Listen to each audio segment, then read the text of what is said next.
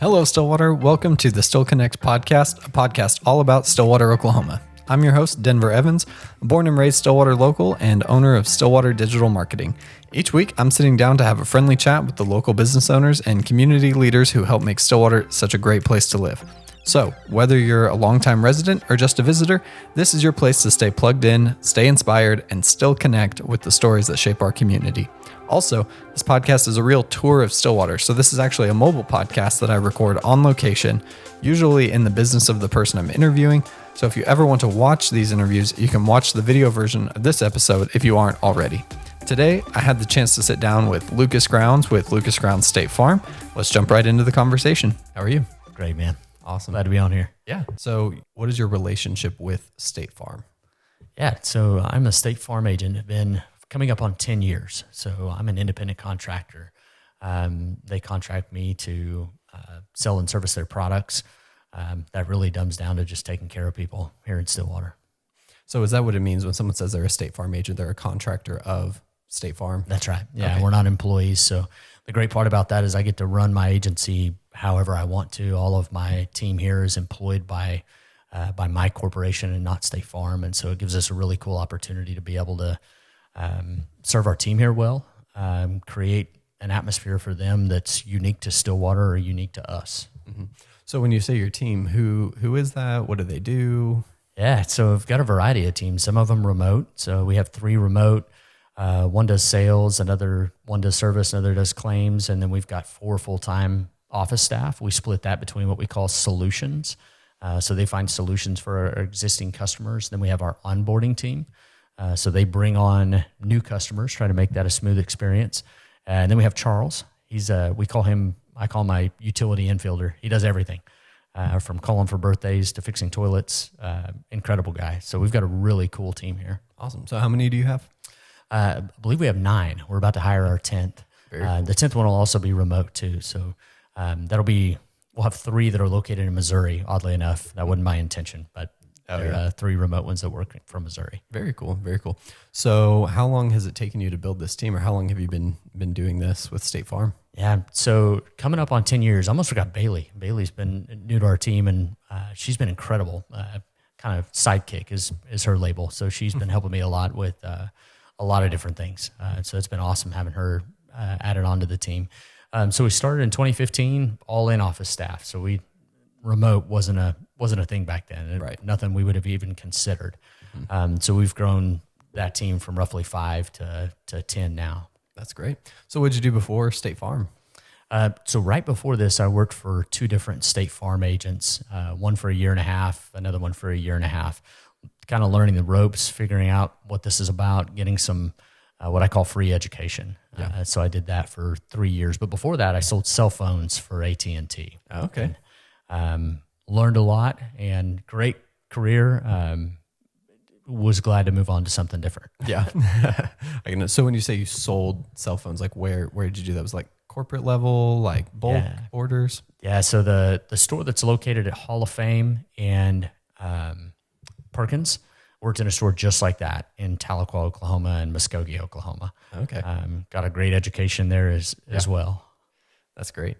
So I guess becoming a State Farm contractor, it's kind of an entrepreneurial journey. Did you tell me about that? Tell me what kind of made you want to have your own agency?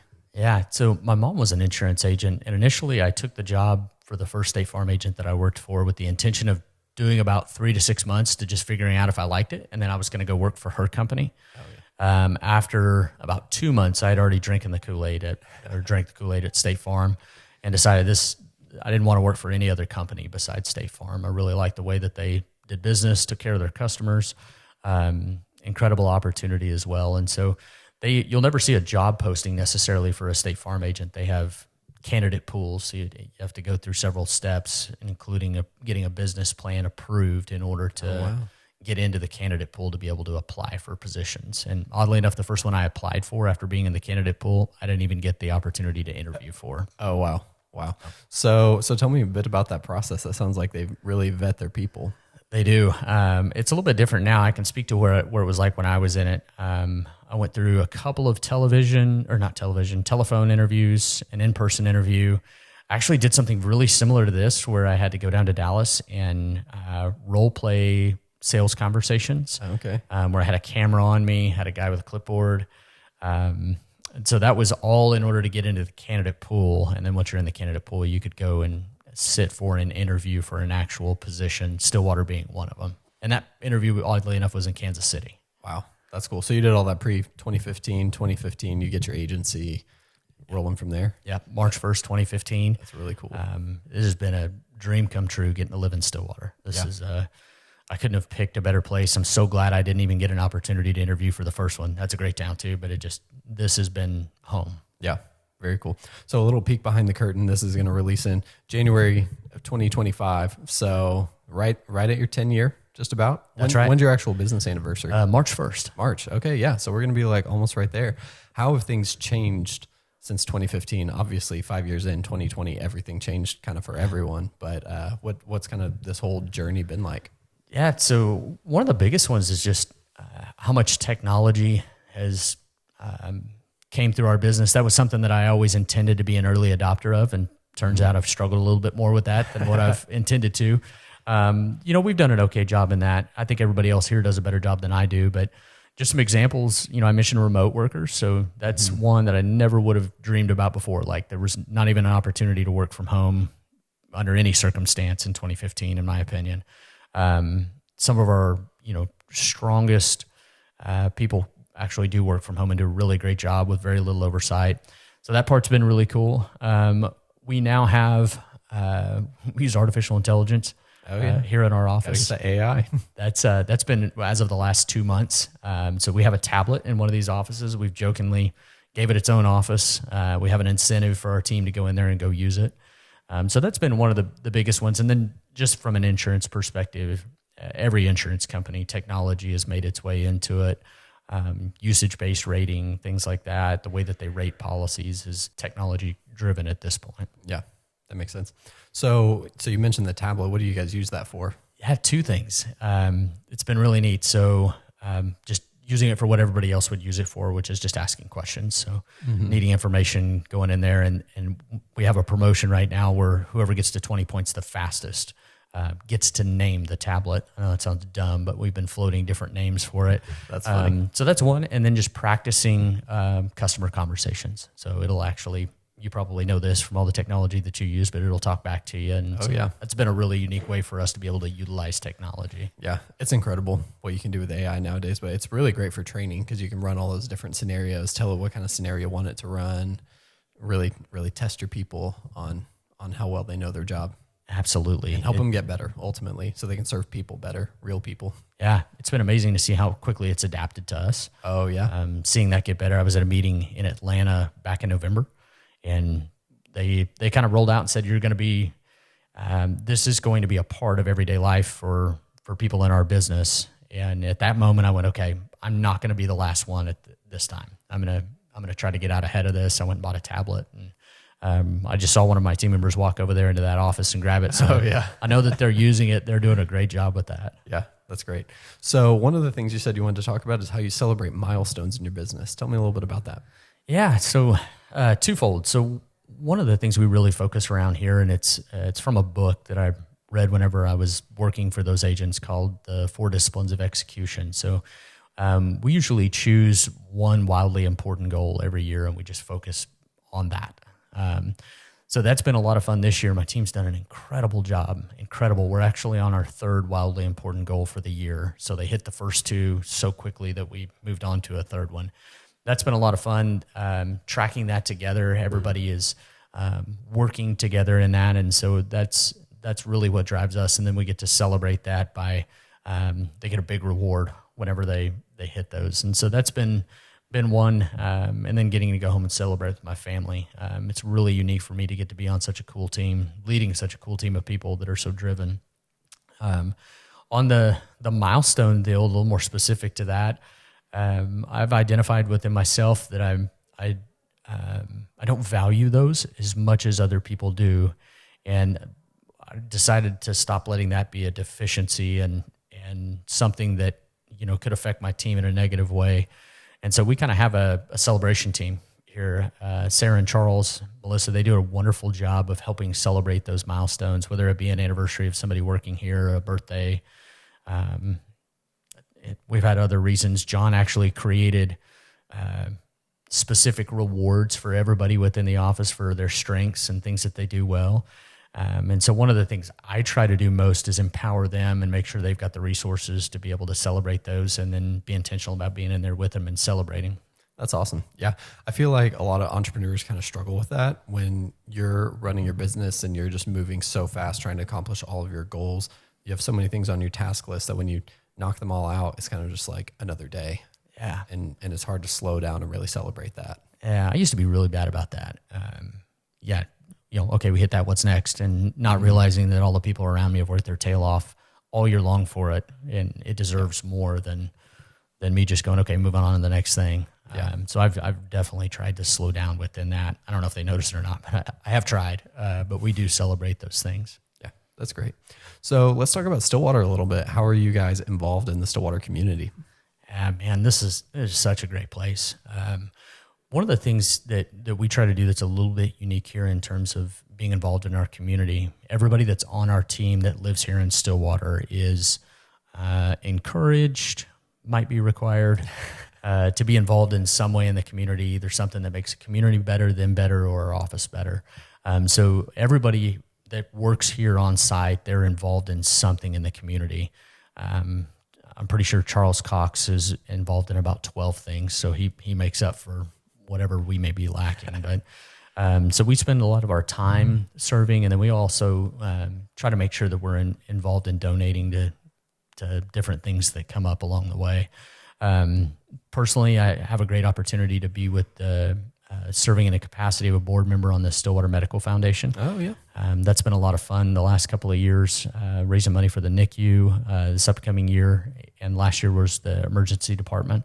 I do get to be the chairman this next year too, so I'll have a little more weight going into it, or weight on me, I guess, to serve in that capacity, and then also serving in Celebrate Recovery too. So kind of a different part of the spectrum, but serving people in our community that have hurts, hangups, and habits that you need healing from. That's great. Yeah, tell me more about that. Yeah, it's a Sunday nights at Eagle Heights Baptist Church at 6:30. So the really great thing about that, you heard me mention hurts, habits, hangups. A lot of places that people might associate things like that with, or AA, NA, things that are really specific, but we have people come through for a number of different things, from codependency to food addiction to alcohol to just anything that you can think of that is causing a hindrance in your life. There's no shortage of those. No shortage, and we've got real people there that have dealt with real things and healed from real things. Yeah. So it's one of my favorite things that I get to do every week is go be with that group of people. That's really cool. What about the Stillwater Medical Foundation? Tell me a little bit about your time with that. Man, that is such a well-run organization from the hospital side and from the foundation side. They have just done so many great things within our community. Denise Weber, she is an incredible leader. That continuously gets voted one of the top places to work, top hospitals, which is not easy to do. That's a really difficult field to be in. My first, what I call big kid job, was at a hospital doing public relations. And I just remember looking around going, man, there's no way I could do the things that these people do. I think they do a great job of serving our community, of working hard to expand more services. It's amazing that we have options to get cancer treatments here, surgeries, just a number of different things. Yeah. Our emergency department is, it is too small for what Stillwater needs. And so that's going to be the focus this next year, of making sure that we can expand to serve our community and the place that everybody wants it to be available and want it to have the capacity that it needs should you need it. Right. Because I know growing up in Stillwater, there have been so many situations where I've known people who are dealing with cancer and things like that, had to drive to OKC or Tulsa to find a place. And now that we have that here, that's really great. It helps people get their care close to home, not have to drive an hour after a, surgery or something like that as they're recovering. Yeah, absolutely. That's really incredible. And actually with the chamber, we got to tour the new, the NICU facility and things like that earlier this year. That was a lot of fun. It looks amazing. That's incredible for us to be able to step up to that here in Stillwater. That's going to keep families here and not having to separate moms and babies right from the get go. I mean, it's amazing that we've got that here in Stillwater. Yeah. Well, yeah, and I mean, again, knowing people who have had to go to OU Medical for something like that, like that's a ridiculous drive when you're in that really like sensitive time in that's right. your life. I mean, it's one of the biggest events of people's life, typically, of having children and having to start off in a way that is scary, and being separated is I can't even imagine. And so that's one of the really cool things about living in Stillwater too. The highlight on Q this last year, they donated $1 million to that initiative. Wow. So a local Stillwater company, local people that we walk by every day, that they put that much into our hospital is amazing. My wife and I have committed to just buying our gas from there going forward. That's amazing to have local people that are willing to do things like that. $1 million is a bunch of money. Right. Yeah. And that's what we need. We need local people investing money and time in our community so that we can develop the number of services, the quality of services that we have in town so that people aren't having to go other places. And that just helps build our community from the ground up. Yeah, absolutely. It's pretty unique too, seeing so many businesses step forward to do large and small. There's a lot of businesses that really stretch themselves to serve in our community. Kicker's another one of those. It's amazing to see them doing $1 million donation downtown. I mean, that's incredible to see people step up and lead like that. Block 34 is going to be huge. I'm really looking forward to that. Yeah. Well, that's great. So, so kind of back to your business, tell me what's kind of your long-term vision? Yeah. So, long-term vision for me right now, this is something I've been thinking hard about over the last couple of months. I turned 40 this year. Oh yeah. So I kind of hitting that point where it's all right now what do things look like? It came pretty plainly to me. My vision is to have the exact same people that I have working here, working with me when I retire, having them taken care of in a way that they're proud in what they do. They are able to serve their families well with what they're able to take home. Just that we're serving our community here well, our customers well. That's kind of my main vision, is just making sure that I'm taking care of them. They do such a good job here. If any of our customers listen to this, they'll probably echo it. They've probably given us a Google review somewhere along the line. They do a really good job. I'm really proud of the folks that I've got here. Yeah, that's great. I've never heard someone say that. I just want to have the same people working here when I retire.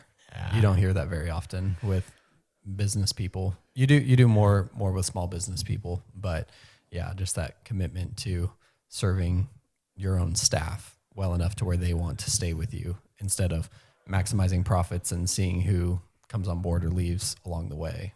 Yeah, that's huge. They're most of those people too they've had turnover, and know how difficult that can be. I've had some really wonderful people here along the way that have worked with me that don't work here now. Life took them in a different direction. Turnover is difficult. It's a difficult thing to recover from and to retrain, and it's always exciting. I think I'm done with that excitement for a little while. Yeah. But we've just got a really great culture here of really, really cool people that are fun for me to get to come to work with every day. That's awesome. Get to see them every day, see what they do. See the way that they serve our customers and our communities. Incredible. Yeah, that's great. It's really great. So tell me about your time in Stillwater. How long have you lived in Stillwater? So we're coming up on 10 years. Our first 2 months, let me see. Yeah.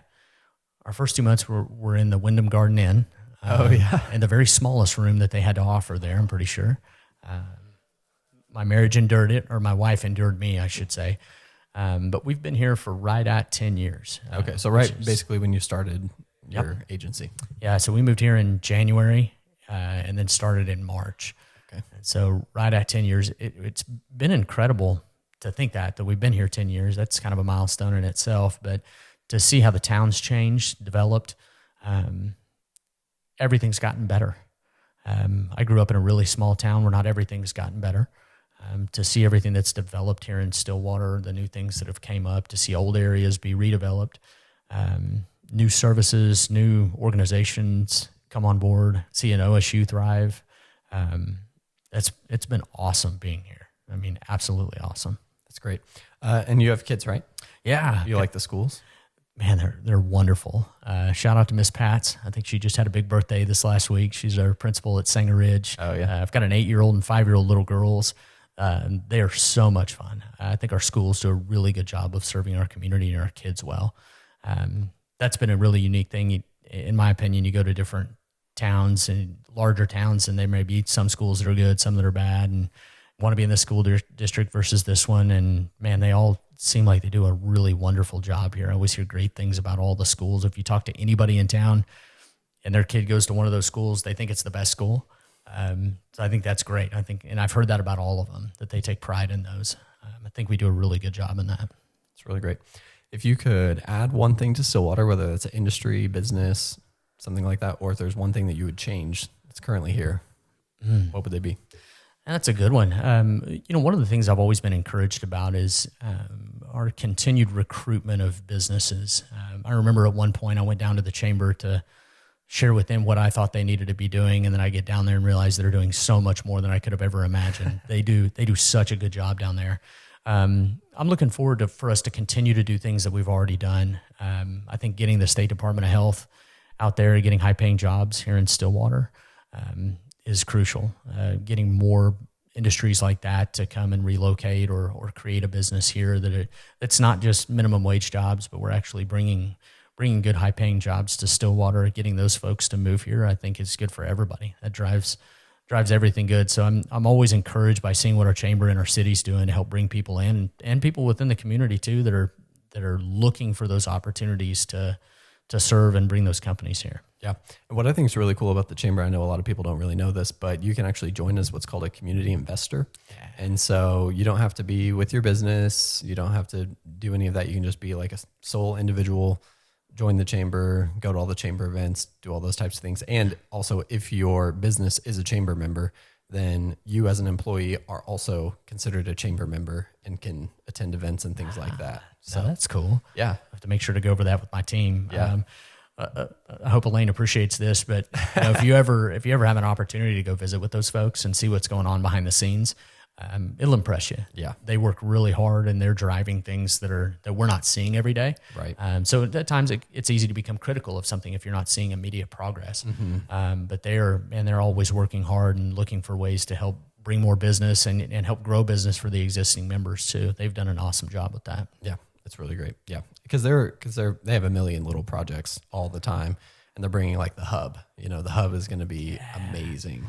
And I'm really looking forward to that too. I think that's an awesome investment by the tribe, Tonkawa tribe, here in Stillwater. I mean, that's going to be phenomenal to have something like that here in Stillwater, up on the north side of town too. That's really cool to start to see things develop up in that area as well. I think Stillwater's unique too. There's not really any real dead parts of town. Right. Where there can be in other communities. Mm-hmm. Probably the only place we're going to have a brand new high school at. Yeah. So that's going to be a really cool deal up there to have that hub, have the things that they're going to bring to town, entertainment. I anticipate that's going to draw some more people from out of town too to come up here. Yeah. And I think it's also going to help really develop that north side of town. I grew up on the north side of town. So I remember back when Lakeview Plaza was a field and you had to drive like 2 or 3 miles just to get to the grocery store. And so now that there's actually going to be entertainment that close to there, it's going to be huge.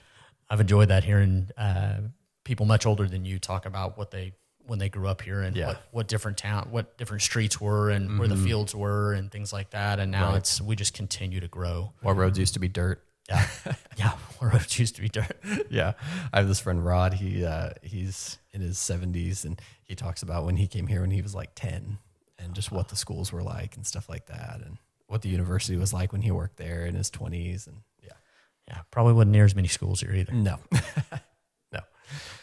Awesome. Well, Lucas, thank you so much for joining me on the podcast. Yeah, thanks for inviting me, man. Look forward to having you on again. Excellent. Thanks a bunch. Thanks for tuning in to Still Connect. I hope you enjoyed that conversation with Lucas, and there's always more where that came from. So if you loved today's episode, don't forget to follow on social media to stay in the loop, as well as share this podcast with all of your Stillwater friends so that we can grow this podcast, these conversations, and ultimately our community.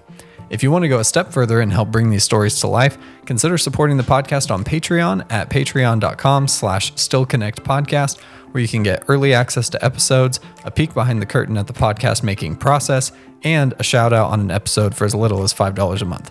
With our higher level tiers, you can get access to things like patron-only polls, special requests for the show, access to online Q&As, and in-person hangouts with me and your fellow patrons. No matter what your capacity for supporting the podcast is, every little bit helps grow this amazing community. And we all need community. So even when life gets busy, make sure you still connect.